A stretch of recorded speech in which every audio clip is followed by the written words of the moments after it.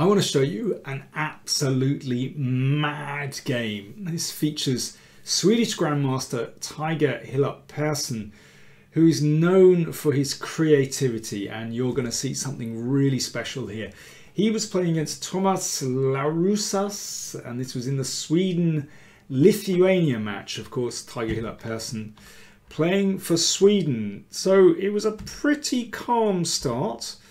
A kind of retty English sort of hybrid, a double fianchetto, nothing special so far. It looks very mild indeed, but well, Tiger is a wolf in sheep's clothing, or a tiger in sheep's clothing or something, I don't know. All very quiet so far. Knight e4. Black is a bit desperate to exchange pieces. Maybe he knows something of his opponent's reputation.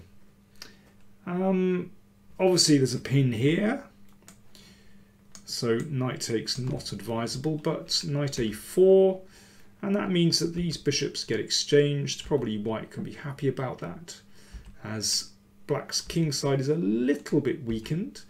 As we'll see later on, the weakness of the dark squares has some bearing on this game. White is obviously slightly better here. I mean, this exchange of bishops I think has only helped white, and white has a slight space advantage.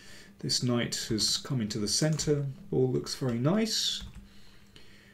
And yeah, if I were white here, I think I'd be very happy with my nice space advantage, a nice knight on e5, except Tiger did not recapture with the knight, he recaptured with the pawn, forcing back the knight. Aha! Once you drive the knight away from the king side, then that means that black's king has fewer defenders. Now watch what happens. Queen d2. Alright. Looking at the king side, looking at this avenue through to black's king. Black exchanges on c4. Ooh, next piece comes into play. This one might be swinging across the board. Now, this is a bit risky for white. Why? Because black can take a pawn for nothing. There's a pin. But who cares? Let's swing that rook. And the threat straight away is queen h6. So black responds with h5 and shuts out the rook. And now if the queen goes down into h6, then you can just play queen d6 and this queen will reach this diagonal and black will be fine. But Tiger comes up with a clever idea. He plays rook d1. And after knight takes d3, then he goes queen h6. Very interesting. So although black's queen is able to come across to the king side, at least this way he's managed to bring rook number 2 into play. But the queen comes across and everything seems fine for black. Remember, black is now a pawn up. But Tiger's going for it. Bishop e4. So now we have 4 pieces buzzing around black's king. Bishop a6 attacks the rook, and the rook shuffles across. And now queen g7 to drive away white's queen. Very sensible. Queen just comes back to g5, which attacks this pawn.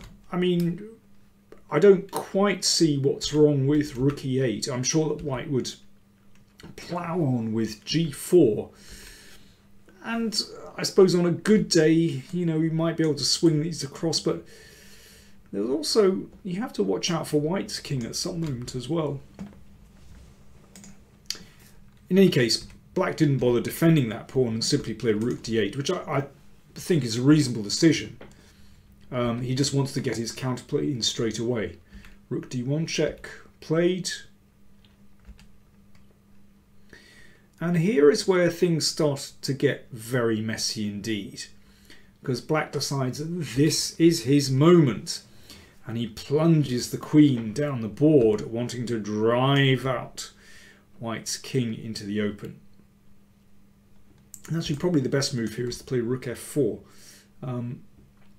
which would give the king some room up here, and if there's a check then he can actually come up the board. But instead Tiger played, instead of that, Tiger played bishop takes c6, so now white is even a pawn up.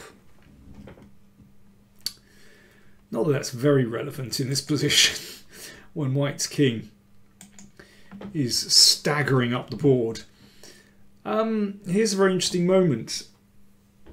Well, we'll see why in a second, but rook f1 is probably a good idea here, because the king can't actually advance. In this case, it'll be checkmate. Checkmate for black. But see, compare that with the game. So after rook f1, white would just have to go in a different direction, and I mean all bets are off in that position, completely unclear. Queen f1 played, which kind of looks reasonable. You know, perhaps we can drive the king out and then take on f2. But the king came forward anyway. And now the queen should come back to a1, but queen takes f2 looks very inviting. The king comes forward. Aha, I'm sure you've got an idea of what is going to happen now. King g7 to stop the king going into h6. But then rook f4, attacking the queen, which took the pawn here. Check. Now if the king goes back to g8, then king h6, followed by queen g7 mate. So in the game, king h7 was played. Queen takes g6. Ooh, nasty. If pawn takes, we get the king like this. Bishop d5 check. Aha, it was worth taking that pawn because now the d5 square is available. And when the rook steps up, that is checkmate. So coming back to this position, white has just captured the pawn on g6. The king came back, and this is a very funny finish. Tiger didn't even bother moving the queen away, even though it can be taken. He just played king h6, and that was the end of the game. Black resigned. Threat, queen g7 or queen h7 mate. And of course, if pawn takes queen, rook takes rook and checkmate.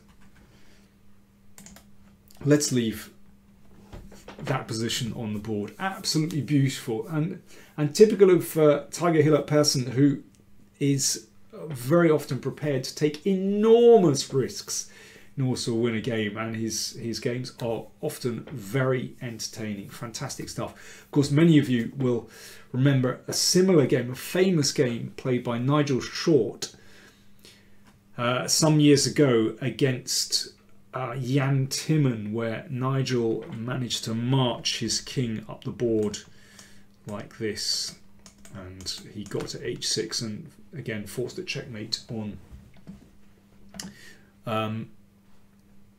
g7. Fantastic game, and there are many examples. There's a wonderful game by Larson as well with a similar theme too, but anyway, that's maybe for another day, a hangout perhaps. Thanks very much for watching, and do check out the Olympiad playlist. You can see another game from today's round, Wesley So, with a nice game he played, and well, lots of games from previous rounds. And if you haven't subscribed, please click on the subscribe button, free to subscribe. And if you want to join the inner circle, do support us on patreon.com/PowerPlayChess. Thanks for watching.